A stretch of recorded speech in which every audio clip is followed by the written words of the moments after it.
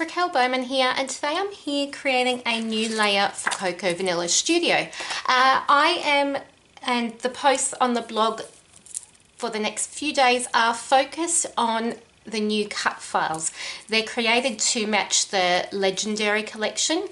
This is one of them here. I know it's on black. I normally cut on white. This is a first for me, but I wanted to create like quite a striking layout of my little man. So topic of layout is this little cutie patootie and my puppy Lola.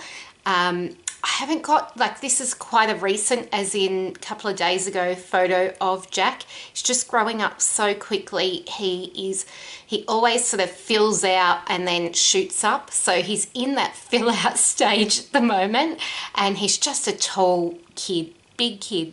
Our little Lolly is the most patient dog in the world. Lola is not harassed by Jack, but you know, he gives it to her. She does give it back, but yeah, she's definitely a patient little puppy. So I have the Legendary collection, have no idea what colours I'm going to use, how I'm going to do this. I was sort of having a play before with, you know, where I might pop my photo. No idea of a title, no idea of anything really, apart from the fact that I wanted to use this bold cut file. And I haven't really, like, I've created a couple of pages with the collection so far, but I haven't really, you know, had a really good play with it yet. So I'm just, and as you can see, like, I'm missing one sticker. So yeah, I'm just looking forward to just having a play, creating, not thinking too much, grabbing out my pattern papers, and yeah, just having some fun documenting my little man at 5. So I'm going to get creating and we'll sort of see where this ends up. Okay, so to begin with, I started by starting to trace around the shapes with the cut file. Look, I honestly haven't done the whole trace and then cut and then stick in a while. I have just started to stick and then cut around. To be honest, I don't know what I prefer. I think I prefer just to stick and then use some intricate scissors to cut around, and some fine tip scissors. I bought these new scissors recently. They're precision tip from We Are Memory Keepers. I mean, they're okay, but they're very small. I actually thought that they were larger with a finer tip. I'm still yet to find the perfect scissor that does the sort of backing of cut files really well, but I'm on the lookout. So what I do is I use the sort of abstracty side of that blue pattern paper to back the sort of the behind of the banner, and then using the part that you see, or you know, the front of the banner, I'm using the reverse of that pattern paper. Then I decide that, oh my goodness, this wood grain just has to be used. So I decide to border my whole layout in that pattern paper. And then I trim 3/4 of an inch off my white cardstock on either end so that I have sort of a nice, it's around about a centimetre border. I do work in inches when I create my layouts and when I'm cutting the paper to size, but yeah, it is about a centimetre or so, as you can see. So I absolutely adore how bold and striking the cut file looks. It's not normally a look that I would go for, as in I like that white on white look, but this being a boy layout as well of my little man, I just thought it was perfect. Now I sort of had trouble because the layout and the cut file is such a feature, and obviously the photo, you sort of, I don't want to take away from that when I am embellishing a page. And I'm very mindful when I'm creating layouts of my layout remaining balanced and pleasing to the eye. And I suppose I have a real, although I'm not trained in any way at all, but I have a real design eye for keeping my layout quite simple and still pleasing to look at and balanced. I hope that makes sense. I know what I'm trying to say. I just don't know if I'm using the right words to explain it. So on the back of the photo of Jack, I wanted to bring in, because I found a couple of green stars, I wanted to bring in the green. And he did have the slightest pinch of green in the font in his top as well. So those lime green stars were perfect. And the reverse side of the wood grain is this green mapped paper, which I've seen people use before in the most magnificent ways. I wish I was that clever. But so what I decided to do was mat my photo with that to tie in that green. And then I went searching for any green embellishment I could find. So there was a clear sticker that said legendary, and I've stuck that onto a white piece of cardstock and fussy cut around that and put that to the right of the photo. I've also added a half of a compassed ephemera piece which I had, and another wood grain tab, so wood grain printed tab, which was in the ephemera pack left over.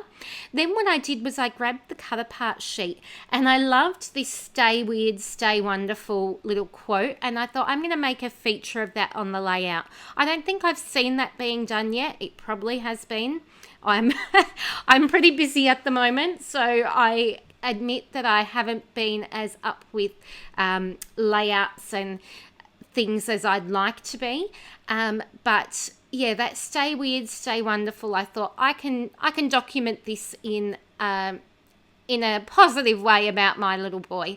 So I decided to sort of distress the edges a little bit once I'd stitched around that, and added a couple of tiny attacher staples. I love the look of those, just to give that little bit of detail. And I'm just using a foam adhesive. Yes, this is a huge giant roll. I've shared about it before on my channel. It's from Bunnings. It's in Australia. It's like $10 a roll. It's super sticky, so once you stick it down, it's stuck down. However, it gives this slight dimension. It's not as thick as a foam sheet, but it's not as thick as Scotch roll, the huge rolls that you get from Scotch, but it's pretty good at the same time. So yeah, I'm using that behind my photo. Obviously, I know I'm not sure if it's acid free or not. I know that was a question that was brought up sometimes, but I don't tend to put adhesive directly behind the photo. I'll always have a matting anyway. So what I'm using is some of these clear American Craft sticky dots. I love them. They last forever. I've had them forever. I've had them since Pink Paisley days. And they're just a really super sticky adhesive way of, they do create a slight dimension. Some of them do have and are sold to have a little bit of depth to them, and some are a flat adhesive, but they're just a really easy way to put those smaller embellishments stuck on, and you know they're stuck well. So I'm sort of fiddling around with placement, because at first I thought that I was going to sort of off-center Jack's photo and then have a bit of a title to the side. I did fussy cut out from that collaged paper a sort of thing that said "the best," and it was a globe with a banner, and I decided that I didn't really like that, and that's when I sort of went with that "Stay Weird, Stay Wonderful" quote. So I'm staggering and I tend to do this a bit, I'll work on a diagonal, and that's because if I've got embellishments in that top right corner, I feel like, you know, if you have a set of weight scales and you have something in one end, you need to sort of put it at the other. So I'll always balance my layouts by trying to have some kind of a cluster or embellishments to the opposite. So if that's on the top diagonal, then at the bottom of that diagonal, I'll do some kind of embellishment. And now what I'm doing is using my little foam squares. I picked these up when I was on the Cocoa Vanilla cruise from Crafty Chain, I think they were. They're a really nice thin adhesive. I'm not exactly sure what brand they are. They could be couture creations, but Alison would know if you ask her at Crafty Chain what they may be. And then I am going to type some journaling. So I'm a big believer in documenting as much as I can on my layouts, and I'm not overly detailed, but I feel like I'm detailed enough that my children could pick up my layouts and I have a bit of a story that they can follow through them. So I always type my journaling. I'm not a fan of my handwriting. I have a mixture between a scrawl and a teacher handwriting when I have to write neatly on a board, which doesn't happen as much anymore because of interactive TVs and all that stuff.